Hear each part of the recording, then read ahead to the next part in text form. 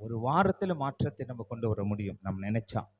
ஆனா நம்ம நினைக்கல. அதுதான் அந்த நினைப்பு கொண்டு வரதான் கர்த்தர் இப்படி உங்களோடு பேசுகிறார். என்னால என்ன முடியும்? என் வேலை நடுவுல நான் செய்றேன்னு அவர் சொல்வாரு. நான் பல பிரச்சனை நடுவுல செய்றேன் நான் சொல்லுவேன். எல்லாமே ஒரு ஒரு காரணம் இருக்கும்.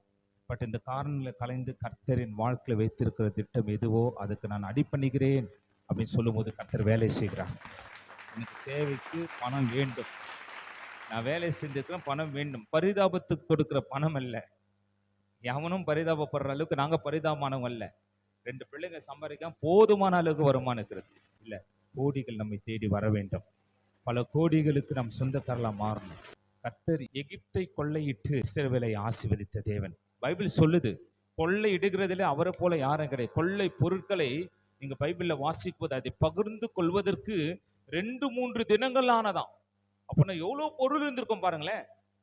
எவ்வளவு பொருளை கொள்ளை அடிச்சுட்டு வந்தா. இது ஒரு விஷயம் பாருங்க, கொள்ளை போனது கொஞ்சம்னா கொள்ளை பொருள் கொண்டு வரது தேவன் கொடுப்பது அது 1 மடங்கு 2 மடங்கு 3 மடங்கு 1000 மடங்கு அதிகமா கொடுத்துருவாரு. ஆபிரகாம் திரும்பி வரும்போது ஏராளமான பொருட்களோடு வந்தது. எப்படி? சோவியர்கிட்ட இருந்தது கொஞ்சம் பொருள் தான், கொஞ்சம் பொருளோடு போனது. ஆனால் திருப்பி வரும்போது கொஞ்சம் பொருள் அவன் தான் சேர்த்து கொண்டு வர. அல்லேலூயா சொல்லுங்க. கொள்ளை கண்டு கொண்டு போன உன்னோடையும் சேர்த்து அவங்கிட்ட இருக்கிறதெல்லாம் சேர்த்து அடிச்சு கொண்டு வர முடியாது. அப்படி கோடி கோடியான பணம் ரிலீஸ் ஆகட்டும்.